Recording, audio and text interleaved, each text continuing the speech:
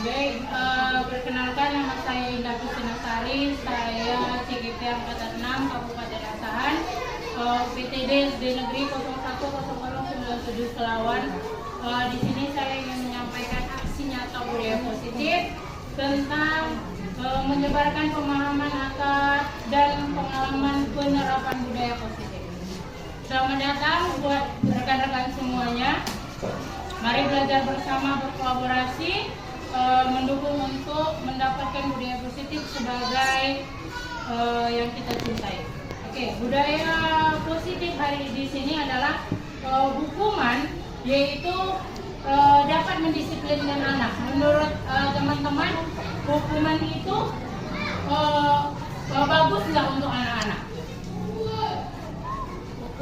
Hukuman itu bagus nggak untuk anak-anak? Bagus. Oke. Nah, dalam kategori hukuman bagus untuk anak-anak itu harus di dalam budaya positif. Jangan sampai kita itu memberikan hukuman yang tidak masuk akal, ya kan? Bagaimana cara kita memberikan hukuman kepada anak agar hukuman itu membantu atau menuntun siswa-siswa kita menjadi lebih baik dalam berbudaya. Oke, konsep utama dari model budaya positif yaitu disiplin positif dan nilai-nilai kebajikan universal, teori motivasi, hukuman dan penghargaan serta restitusi. Terus keyakinan kelas, kebutuhan dasar manusia dalam dunia berkualitas, sama restitusi, yaitu ada 5 posisi kontrol dengan segitiga restitusi. Nanti saya jelaskan. Nah, pertama yaitu nilai-nilai kebajikan. Jadi selama ini kan teman-teman kita kita mencoba agar orang berpandangan sama dengan kita. Jadi misalnya, kau itu nakal, maka semua di sekolah ini harus meyakini bahwa dia itu nakal, seperti itu ya. Tapi perubahan kontrolnya, teori kontrolnya adalah kita berusaha memahami pandangan dari tentang setiap teman. Jadi contohnya kalau saya bilang anak itu nakal, bukan berarti Mem Yunita menyatakan oh ya anak itu nakal, gitu kan. Tapi sebaiknya kalau merasa Mem Yunita itu merasa bahwa saya itu salah memberikan pandangan bahwa anak itu nakal, Mem Yunita sebaiknya bersama saya komunikasi. Dia itu sebenarnya bukan nakal loh, tapi dia seperti ini. Jadi sama-sama kita untuk saling mendukung. Jangan udahlah itu kan pendapat dia, nggak boleh. Tapi kita harus berani untuk lebih bersuara, walaupun baik itu tua maupun muda kan kayak gitu. Karena kita di sini tujuannya adalah membudayakan positif anak. Nah, kemudian apa yang dimaksud dengan disiplin? Disiplin itu berasal dari bahasa Latin disciplina yang artinya belajar. Kemudian makna asal dari kata ini berkontonasi dengan disiplin dari diri murid-murid Sokrates dan Plato. Disiplin membuat orang menggali potensinya menuju sebuah tujuan apa yang dia hargai. Namun dalam budaya kita makna kata disiplin telah berubah. Ya, disiplin menjadi sesuatu yang dilakukan seorang kepada orang lain untuk mendapatkan kepatuhan.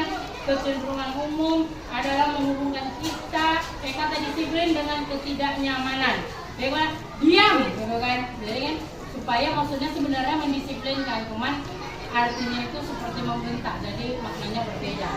Nah, kemudian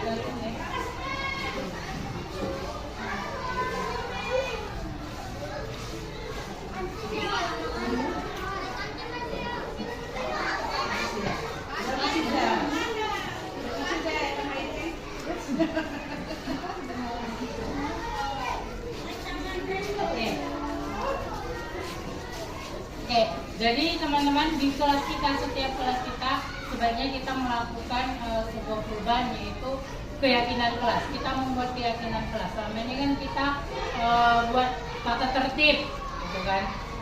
Sekolah tidak boleh terlambat, tidak boleh berkelahi, tidak boleh A, B, C, gitu.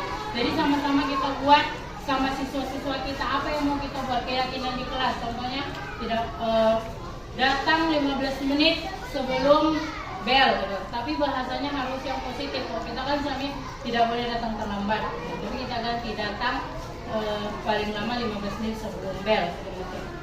Jadi mengapa kita memiliki peraturan menggunakan menyadari kesadaran gitu. Jadi kalau misalnya keyakinan kelas itu kita buat bersama dengan siswa, jadi siswa itu merasa punya tanggung jawab. Oh iya, karena saya yang membuat, maka saya juga harus mengikuti keyakinan itu gitu kan. Kemudian setelah itu ciri-ciri keyakinan kelas yang harus kita buat yaitu bersifat abstrak daripada peraturan. Kemudian keyakinan kelas berupa pernyataan atau pernyataan universal, itu tadi antara kita dan guru, antara guru dengan murid, harus saling menyeimbangkan, harus saling menyesuaikan. Saya sudah buat sedikit, ya kan, kalau mau dilihat bisa dilihat nanti bagaimana keyakinan kelasnya. Kemudian yaitu pernyataan keyakinan kelas senantiasa dibuat dalam bentuk positif. Kalau selama ini kan kita buat harus memakai atribut lengkap, jadi kita ganti menjadi atribut-atribut berangkat sekolah harus lengkap. Kemudian selanjutnya yaitu bagaimana cara kita menanamkan budaya positif. Jadi dengan peraturan kelas atau keyakinan kelas, kemudian lingkungan kita yang positif, karena kalau kita sudah buat peraturan, kita sudah buat keyakinan, pasti lingkungan kita semua akan melaksanakan, akan positif, maka akan menjadi budaya positif. Kita menghindari perkelahian seperti yang baru ini terjadi, ya kan, itu makanya kita harus menurunkan rasa egois setiap anak agar berubah menjadi rasa budaya yang lebih positif dan harus saling menghormati, teman-teman. Kemudian ada seperti ini. Menurut teman-teman, saya mau nanya, kalau misalnya peraturannya selalu dikembalikan buku tepat waktu, itu keyakinan kelasnya dalam bentuk apa? Sebuah rasa tanggung jawab kah, atau memang kewajiban kah, atau seperti apa? Sebuah tanggung jawab. Baik, di sini ada sebuah, kalau dia mengembalikan buku tepat waktu adalah sebuah tanggung jawab. Kemudian dilarang mengganggu orang lain, itu adalah menghormati orang lain, ya kan? Jadi kita harus bilang, kita itu harus menghormati, jangan sikit-sikit langsung tidak terima gitu kan. Kemudian itu hadis di sekolah, ini contoh dari kunci poin dari budaya positif itu. Misalnya dilarang melakukan kekerasan, kita buat apa yang membuat mereka itu merasa bahwa oh ya, kita tidak boleh melakukan itu gitu. Jadi keyakinan kelas itu harus kita buat bersama dengan siswa kita. Misalnya boleh nggak keyakinan kelas A sama 6 B berbeda? Boleh. Nggak tentu harus sama semua, enggak. Boleh. Mungkin di kelas saya ada siswa yang rumahnya sangat jauh dan harus ini kita kurangi. Misalnya dia tidak boleh terlambat 10 menit. Dan kalau kelas saya 15 menit, dia 10 menit boleh, tidak ada masalah. Kemudian kebutuhan dasar manusia. Setiap manusia memiliki ingin kebebasan, penguasaan, kasih sayang, dan rasa diterima dan kesenangan. Terkadang anak kita ini di rumah dia merasa tidak dihargai sama orang tuanya, makanya di sekolah dia membuat sesuatu yang ingin diperhatikan walaupun caranya salah. Jadi tugas kita adalah sebagai guru menuntun atau bahasanya memanusiakan manusia. Nah, jadi jangan langsung kita udah kayak gitu udah kayak gitu. Tapi bagaimana kita harus menuntun. Posisi kontrol yang harus kita lakukan yaitu guru berbuat, guru berkata, kemudian kita dapat hasilnya, dan kemudian kita lihat dunianya, kemudian dampak pada murid. Jadi kita omongkan dulu, ya kan? Pertama kita buat, ayo anak-anak, kemudian kita kasih resolusinya. Oke, kemudian kita lihat hasilnya, lalu kemudian kita lihat perkembangannya. Seperti itu teman-teman. Oke. Jadi kalau misalnya kita selama ini bilang, ih kau itu ya nakal sekali gitu ya, kita ganti. Saya guru kecewa sekali sama kamu gitu. Ya kan, kita ganti. Kemudian kemudian seperti ini, kadang-kadang dia melakukan tindakan di luar batas. Jangan gitulah, tolong hargai saya sebagai guru, hormati saya sebagai guru.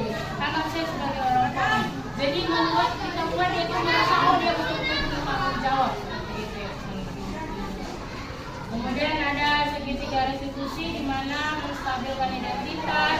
Jadi kita buat anak itu ada. Gitu. Jadi kalau misalnya kita rasa oh yaudah anak itu selama ini seperti ini memang gak bisa diurus, kita anggap dia ada. Ya kan? Kita ikutkan dia dalam kegiatan walaupun kita sendiri sebenarnya gak senang dengan tingkah dia gitu kan. Pasti kan ada yang memang gak bisa kita bedain gitu kan. Tapi harus kita ini karena itu tadi kita judulnya memanusiakan manusia. Oke. Nah, hal baru yang dapat kita ubah paradigma ini yaitu kita mendapatkan bahwa kita harus membuat keyakinan kelas untuk menimbulkan lingkungan positif, kemudian menimbulkan budaya positif. Kemudian perasaan muncul, seharusnya kita untuk kedepannya sudah memilikinya. Baik teman-teman, saya rasa demikian hasil dari simulasi saya hari ini. Kalau teman-teman ada yang mau bertanya atau apa nanti bisa kita lanjutkan. Terima kasih waktunya. Wabillahi taufiq wal hidayah. Wassalamualaikum warahmatullahi wabarakatuh.